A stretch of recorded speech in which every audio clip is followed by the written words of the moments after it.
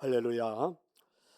프랑스 파리에 여행 중이던 미국인 한 사람이 아내에게 선물을 하기 위해서 시내로 들어갔습니다. 여기저기 가게를 찾다가 어떤 장신구점에 들어가서 중고품 호박 목걸이 하나를 샀습니다. 아주 저렴한 그런 가격입니다. 그런데 이제 미국으로 돌아올 때 공항 세관에서 그 목걸이에다가 많은 세금을 부과하는 것입니다. 굉장히 당황을 했죠. 그래서 당황했던 그 사람은 목걸이를 들고 도대체 이게 어떻게 되는지 보석상에 가서 감정을 해보았습니다. 그런데 이게 웬일입니까? 글쎄 보석상 주인이 2만 5천 불의 그 목걸이를 사고 싶다고 말하는 겁니다. 하나로 한 3,500만 원 정도의 그 목걸이를 사겠다는 거예요. 나는 그냥 시내 한 장신구점에서 몇만 원 주고 간단하게 산 그런 목걸이였는데, 그래서 깜짝 놀란 그는 더 권위 있는 감정사에게 다시 의뢰를 했습니다. 그랬더니 현미경을 통해 한참 동안 목걸이를 살펴본 감정사는 내가 3만 5천 불을 줄 테니까 나한테 팔라 이렇게 말하는 겁니다. 한 5천만 원 정도 됐죠. 몇만 원 주고 샀는데 아니 이게 이렇게? 그래서 목걸이 주인은 더 궁금해졌습니다. 아니 도대체 이 목걸이가 왜 그렇게 값이 나가는 걸까? 감정사에게 물어보았죠. 그랬더니 감정사가 현미경을 통해서 보여주었습니다. 자, 한번 보세요. 무엇이 보입니까? 이분이 그 현미경을 통해서 봤더니 그 목걸이에 새겨진 글귀 하나가 있었는데 그때서야 이유를 알게 된 겁니다. 거기에는 조세핀에게 나폴레옹으로부터 이런 글이 새겨져 있었습니다. 그 목걸이는 나폴레옹 황제가 애인인 조세핀에게 선물했던 그런 목걸이입니다. 목걸이 자체는 그게 값이 나가는 게 아닙니다. 평범한 그냥 그런 목걸이였는데 거기에다가 나폴레옹의 이름이 새겨져 있었기에 여러분 그토록 값이 나가는 그런 목걸이가 되었다는 거죠. 나폴레옹이라는 이름, 유명한 분인 건 알지만 그 이름 자체가 이렇게 가치 있는 이름이 될까? 성도 여러분, 나폴레옹이라는 이름의 가치가 대단하지 않습니까? 여러분에게는 누구의 이름이 새겨져 있습니까? 사실 우리는 주민등록증에 새겨진 그 이름이 나의 전부라고 생각하면서 살아갔죠. 그게 정말 맞는 말일까? 그게 전부일까? 아니면 나에게도 엄청난 가치가 있는 또 다른 이름이 내 앞에도 새겨져 있는 걸까? 에베소서 1장 13절은 이렇게 말씀하죠. 그 안에서 너희도 진리의 말씀, 곧 너희의 구원의 복음을 듣고 그 안에서 또한 믿어 약속의 성령으로 인치심을 받았으니. 이런 말씀처럼 우리에게는 예수님의 이름, 예수님의 도장이 우리 안에 찍혀 있다. 성령님이 예수님의 도장을, 예수님의 이름을 우리에게 찍어 주셨다. 이런 말씀입니다. 다르게 말해보면 우리에게는 또 다른 이름이 기록되어 있다는 것입니다. 세상에서 우리가 불려지고 있는 그런 이름 말고 비록 보잘것없는 그런 이름이라 할지라도 그 이름 말고 하나님의 자녀로 삼아주신, 그 하나님이 새겨주신 이름이 있습니다. 예수님을 영접한 아무개, 예수님을 영접한 김영일, 이런 이름이 새겨져 있는데 세상에서 최고의 가치가 있는 이름인 줄로 믿습니다. 오늘 본문은 예수님의 이름이 새겨진 세 남매의 행복한 이야기가 기록이 되어 있습니다. 그런가 하면 이 세 남매는 그 자신들에게 보여된 그 최고의 가치 있는 이름에 걸맞게 이름에 가치 있는 행동을 하며 살아가는 그런 모습을 보여주고 있죠. 사람들은 쉽게 이해할 수 못하는 그런 행동들이지만 이 세 남매는 정말 행복해하는 모습. 그런데 그렇게 살아가는 그들의 세 남매의 모습을 보면서 가장 흐뭇해하시는 예수님의 표정도 오늘 성경에는 기록이 되어 있습니다. 한번 들어보시겠습니까? 본문의 이야기가 펼쳐지는 장소가 어디입니까? 1절에 보니까 이곳은 예수께서 죽은 자 가운데서 살리신 나사로가 있는 곳이라. 이렇게 되어 있죠. 그러니까 나사로, 마르다, 마리아가 살아가는 가정입니다. 그들의 집이에요.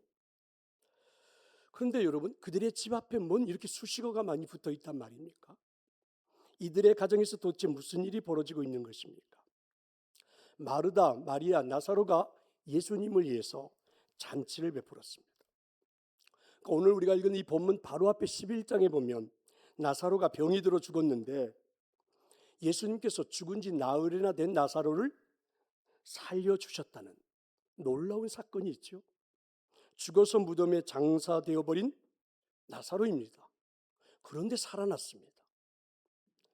이제 세상에 나사로를 모르는 사람이 없을 정도가 되어버렸습니다. 유월절을 맞이해서 전국 지방 곳곳에서 수없이 많은 사람들이 순례를 시작하여 예루살렘 성전으로 지금 들어오고 있는데, 예루살렘 성전에 들어오는 전국에서 모여들고 있는 모든 사람들의 화두는, 화제거리는 나사로에 대한 이야기입니다. 죽었다가 살아났다. 죽은 자가 살아났다. 그래서 나사로를 모르는 사람이, 얼굴을 본 적도 없지만 모르는 사람이 없을 정도가, 이렇게 해서 나사로의 이름 앞에는 수식어가 붙은 것입니다. 어떻게요? 예수님을 통해 죽음에서 살아난 나사로입니다. 그래서 오늘 본문은 그냥 나사로의 가정 이래 버리면 좋은데, 오늘 본문은 이 장소를 어떻게 소개합니까? 이곳은 예수께서 죽은 자 가운데서 살리신 나사로가 있는 곳이라. 그죠? 굉장히 많은 수식어가 붙었습니다. 죽은 자가 예수님의 은혜로 살아난 장소, 특별한 장소, 특별한 곳, 이렇게 오늘 성경은 기록했습니다. 이 장소에서 도대체 무슨 일이 일어나고 있습니까? 소박한 잔치가 열리고 있습니다. 나사로, 마르다, 마리아가 베푸는 잔치입니다. 잔치의 성격은 순전히 나사로를 살려주신 예수님께 감사하는 성격입니다. 2절에 보면 거기서 예수를 모시고 잔치할세, 그렇습니다. 병들어 죽었고 무덤에 장사되었는데 다시 살아난 그곳, 놀라운 기적을 체험한 곳, 은혜가 있는 곳, 그래서 나사로의 이름 앞에 예수님의 이름을 말하지 않으면 설명이 불가능한 곳, 평범한 한 가정이 아니라 평범한 집인데도 이런 수식어가 붙어 있는 멋진 집, 멋진 가정, 오늘 성경은 이렇게 소개를 했습니다. 오늘 우리가 사는 현실에 그곳은 존재할까? 저와 여러분이 하루하루를 살아가는 일상의 삶에서 우리에게도 이런 곳이 존재할까? 존재한다면 어디라고 생각하십니까? 누군가가 저에게 묻는다면 저는 대답하고 싶습니다. 우리에게 그곳은 교회가 아닐까? 왜 그렇습니까? 우리도 예수님의 은혜로 구원받고 다시 살아난 사람들이, 하나님의 은혜를 체험한 사람들이 모여서 행복하게 잔치를 베푸는 그곳이 바로 교회가 아닐까? 누군가가 우리를 보고, 아니, 당신은 어떻게 이곳에 있습니까? 이렇게 물으면 나의 이름 앞에는 예수님의 이름이 있습니다. 그래서 저는 예배하는 교회가 너무 좋아요. 이렇게 설명해야만 하지 않을까? 오늘 이 자리에 예배하는 분들은 바로 그런 분들인 줄로 믿습니다. 세상의 어느 장소보다도 교회보다 행복한 곳은 없을 것입니다. 화려한 시설이 아니어도, 세상이 알아주는 건물이 아니어도 이보다 더 행복한 곳은 없을 것입니다. 그래서 스펄전 목사님은 교회를 이렇게 설명하더라고요. 꽃은 한 송이라도 매우 아름답고 향기롭다. 하물며 수많은 꽃들이 질서정연하게 가꾸어져 있는 그 정원은 얼마나 더 아름답겠는가. 이와 마찬가지로 우리는 각자 하나님의 꽃들이며, 그리고 교회는 바로 그리스도의 정원이다. 멋진 표현 아닙니까? 이 땅에서 가장 행복하고 은혜가 넘치는 곳, 바로 여기가 교회입니다. 그런 교회에 소속되어 오늘도 우리는 하나님을 만나고 예배하는 줄로 믿습니다. 이렇게 하나님의 은혜로 모여 하나님의 성전에서 예배하며 행복하게 살았던 시편의 한 저자는 그 성전에서의 예배 속에서 체험되어졌던 하나님을 보면서 이렇게 노래했습니다. 주의 궁정에서의 한날이 다른 곳에서의 첫날보다 나은즉 악인의 장막에 사는 것보다 내 하나님의 성전 문지기로 있는 것이 좋사오니. 오늘 우리들의 고백이 될 수 있기를 축원합니다. 자, 그리고 오늘 본문에 나오는 이 잔치에는 특별한 사건이 펼쳐지고 있습니다. 여러분, 그게 무엇일까요? 2절의 말씀입니다. 자, 여러분 2절의 말씀을 한번 읽어봅시다. 거기서 예수를 위하여 잔치할세 마르다는 일을 하고 나사로는 예수와 함께 앉은 자 중에 있더라. 재미나는 풍경이 펼쳐지고 있죠.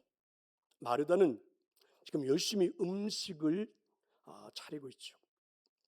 여기저기 분주하게 함께 일하는 분들을 진두지휘해가면서 음식을 만들어 아주 푸짐한 한상을 가득히 차리고 있는 중입니다. 그런데 그런 마르다의 모습이 정말 행복해 보입니다. 아주 멋져 보입니다.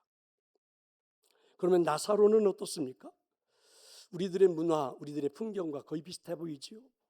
예수님과 그분의 제자들과 함께 나사로는 방에 앉아 담소를 나누고 있습니다. 아마 이런 이야기가 아니었을까? 자신이 죽어가던 이야기, 죽었을 때 동생들이 슬픔에 잠겨 장사했던 이야기, 예수님이 무덤을 찾아오셔서 돌문을 옮기라고 외치던 말씀, 그 말씀을 들었던 제자들은 정말 황당했다는 이야기, 나사로야 무덤에서 나오너라 외치는 예수님의 말씀을 듣고 수의를 입은 채 무덤을 나오던 나사로의 이야기 등등 한참 이야기가 꼽히고 있는 순간입니다. 그런데 이 순간에 갑자기 하나의 행동이 펼쳐지죠. 그 행동은 바로 3절입니다. 자, 여러분 3절의 말씀을 한번 읽어봅시다. 마리아는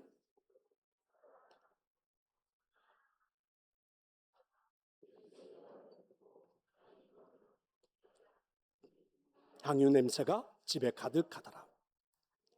예기치 못한 사건이 일어난 거죠. 나사로의 여동생인 마리아가 누구나 느낄 수가 있는 그 냄새가 풍부한 향유 한 근을 가지고 나오더니 글쎄 예수님의 발에다가 그걸 향유를 다 붓는 겁니다. 깜짝 놀랐죠. 마리아의 행동은 이것으로 끝난 게 아니에요. 예수님의 발 앞에 무릎을 꿇더니 자신의 머리를 풀어 헤치고 그리고 자신의 머릿돌로 예수님의 발 구석구석을 부었던 향유가 뵐 수 있도록 닦아드리기 시작했습니다. 마리아의 머리털이 펄럭일 때마다 향유의 냄새는 집안을 가득 채우기 시작했죠.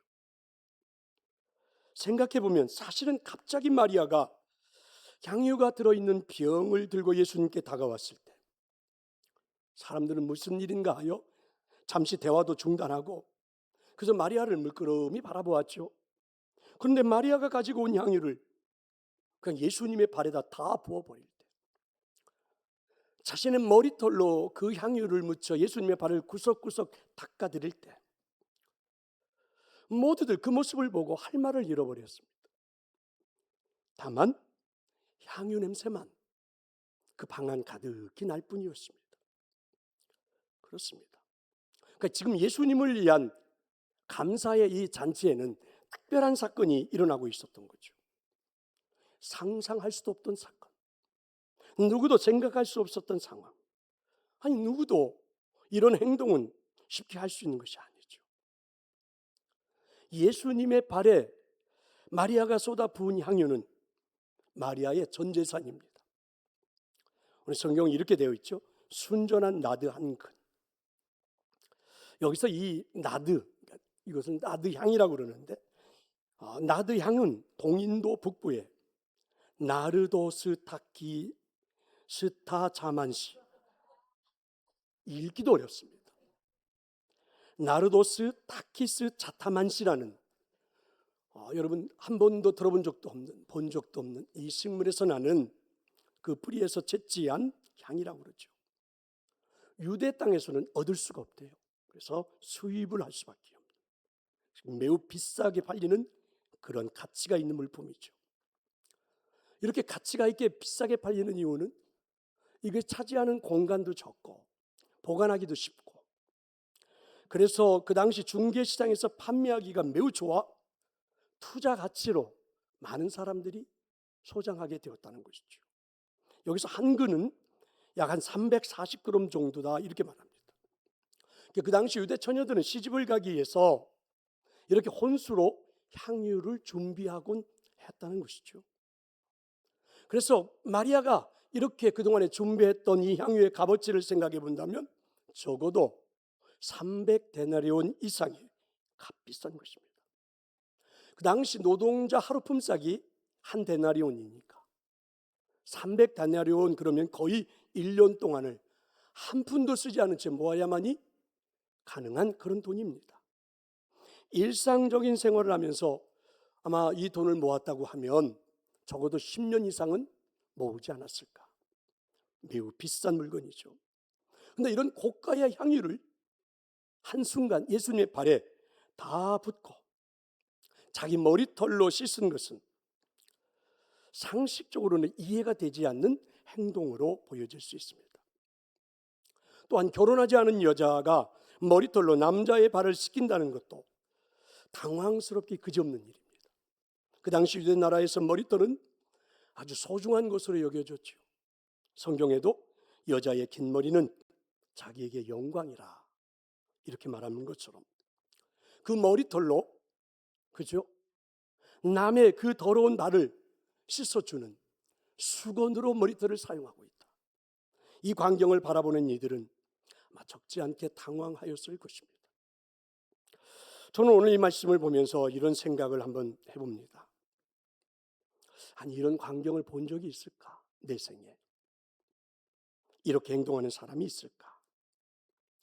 이게 누구도 상상할 수 없는 일이죠. 예수님을 위한 이런 행동이 어쩌면 처음이자 마지막이 되지 않을까?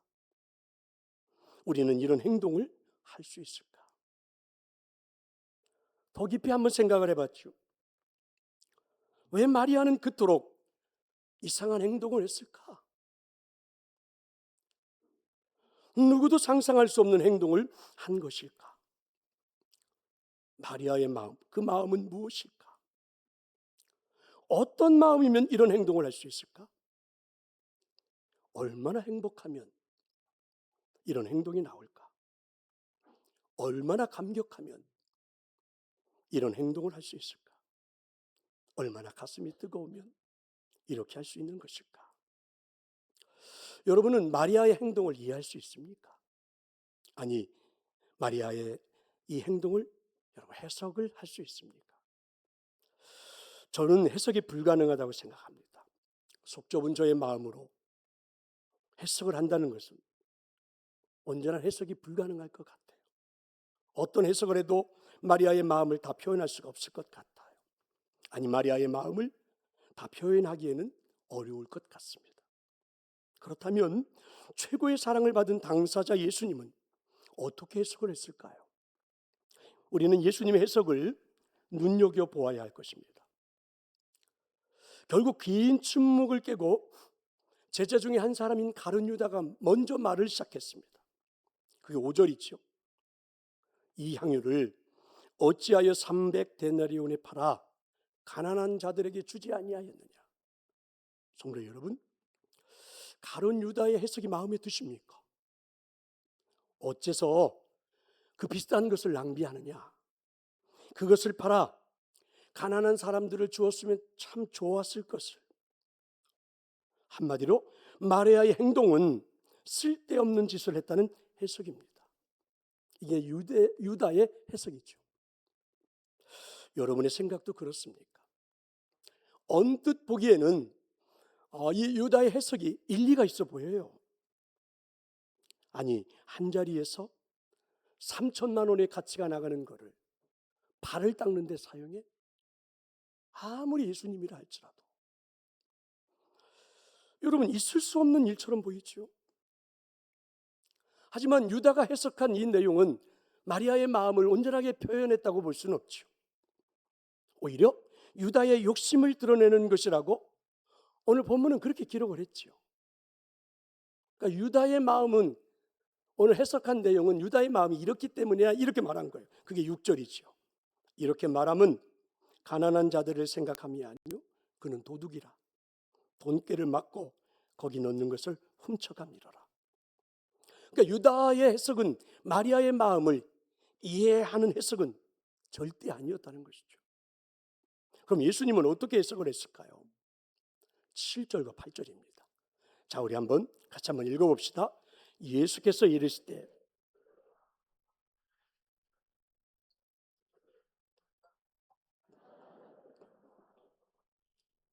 나는 항상 잊지 아니하리라. 예수님의 해석은 달랐습니다. 마리아의 행동에서 자신의 십자가 죽음을 보고 계십니다.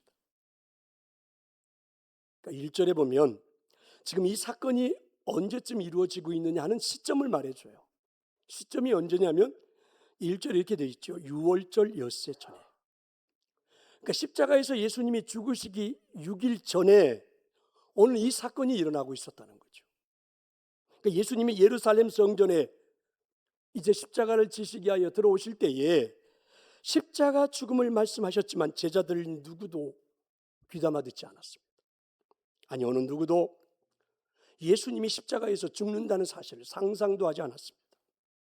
십자가에서 처형되는 사건이 이제부터 6일 후에 이루어지는데 제자들 어느 누구도 이해하지도 못했고 상상하지도 못했고 어느 누구도 그랬습니다. 오히려 제자들은 아랑곳하지 않고 자신들의 욕망만을 드러내기 쉬웠죠. 그런데 마리아는 예수님의 십자가 죽음을 보여주고 있다. 이렇게 예수님이 해석을 했죠. 제가 생각해 볼 때 마리아가 예수님의 십자가 죽음을 생각하고 향유를 부은 것 같지는 않습니다. 하지만 마리아의 이런 행동을 예수님은 십자가 사건이라고 해석을 하고 있다는 것이죠. 마리아가 주님을 위한 귀한 마음 그리고 그 사랑의 마음을 향유에 담아서 부어드리고 있는 그 마리아의 그 모습은, 그 행동은 마치 십자가에서 자신이 죽는 것과 똑같은 것이라고, 그러면서 앞으로는 이 마리아의 행동을, 마리아의 사건을 오래오래 간직하고 오래오래 사람들이 기억했으면 좋겠다, 이렇게 말씀하십니다. 가난한 사람들은 오늘이 아닌 내일도 있겠지만 우리 주님은 이제 이 십자가의 죽으심으로 인류의 구원을 위한 마지막 사명을 감당하는 건 단 일회성이죠. 한 번으로 끝이 납니다. 그래서 마리아의 행동은 십자가의 헌신이라고 해석을 하는 것이죠. 그것도 예수님의 이야기가 전해져 오는 곳마다 마리아의 행했던 이 이야기도 모두에게 전해지라고 명령까지 하셨습니다. 성도 여러분, 마리아의 행동을 이해할 수 있겠습니까? 아니요, 마리아의 행동을 우리가 해석할 수 있겠습니까? 기껏 우리가 해석을 한들 유다 정도, 유다와 같이 비판하는 정도가 전부가 아닐까? 오늘 저와 여러분이 이 땅에서 하나님 주신 은혜를 가지고 하루하루 살아가는 우리의 삶, 그래서 우리가 주님 앞에 살아가는 나의 신앙생활은 어떤 해석이 가능할까? 50년, 60년, 70년, 80년 견디고 버티고 살아왔던 나의 삶에 대한 해석은, 오늘도 내가 은혜로 믿음으로 살아가고 있는 내 인생에 대한 해석은 어떤 해석이 가능할까? 주님을 사랑하는 마음으로 행복하게 오늘 이 예배하고 있는 나의 모습, 주님께 받은 사랑을 감사하며 오늘도 최선을 다해 섬기며 살아가는 나의 모습, 하루하루가 하나님께 선물로 받은 날이라 생각되어져서 성실하게 살아가고 있는 나의 삶을 해석할 수 있을까? 어쩌면 내 옆에 누군가는 나의 신앙생활을 이해할 수 없어서 유다처럼 비난이나 퍼붓고, 그렇죠? 그러고 있는 것은 아닐까? 나를 보고 쓸데없는 짓을 하고 산다고 평가절하하는 것은 아닐까? 물론 그렇게 할지도 모르죠. 하지만 주님은 우리를 보고 해석이 다릅니다. 우리의 삶을 주님은 십자가의 사건이라고, 십자가의 헌신이라고 해석하지 않을까? 주님 앞에 살아가는 우리들의 이 땅에서의 믿음을 지키는 우리의 삶을 보고 헌신이라고 주님은 해석해 주지 않을까? 성령님의 역사하는 곳에는 언제나 우리들의 이름도 기억될 아름다운 헌신이라고 말씀해 주시지 않을까? 성도 여러분, 주님이 보고 계십니다. 주님이 알고 계십니다. 우리의 헌신을 말입니다.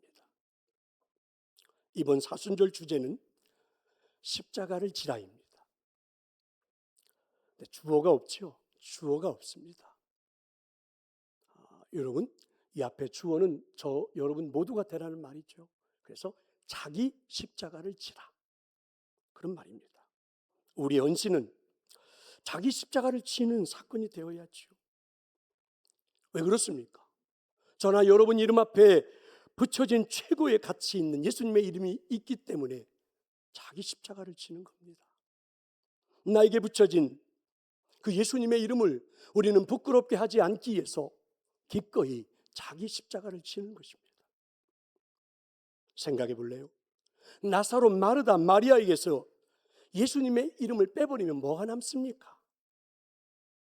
나사로, 마르다, 마리아 이들에게서 예수님의 이름을 빼버리면 이들은 아무것도 아닌 존재, 이름도 기억되지 않는 존재, 그저 저 시골 무명의 촌 사람들, 그들은 전혀 기억되지 않는 사람들일 거지요.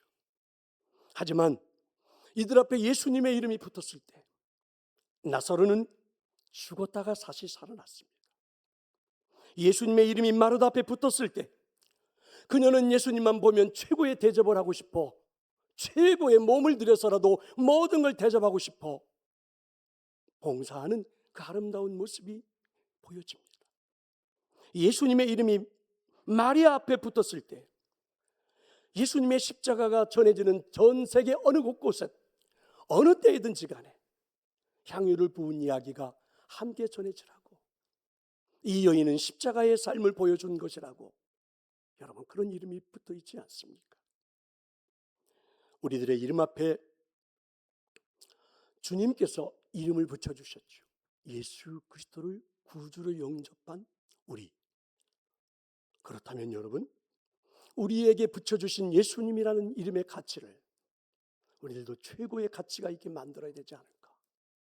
십자가를 지는 것, 자기 십자가를 지는 것, 그렇죠? 기꺼이 감당해야 되지 않을까? 그게 오늘 우리가 하나님 앞에서 받은 음성이고, 2026년 사순절의 기간 다시 한번 우리들이 주님의 십자가를 지며 내 이름 앞에 붙여주신 예수 그리스도라는 이름이 최고의 가치가 보여지는 그런 역사가 있기를 축원합니다. 함께 찬양하겠습니다.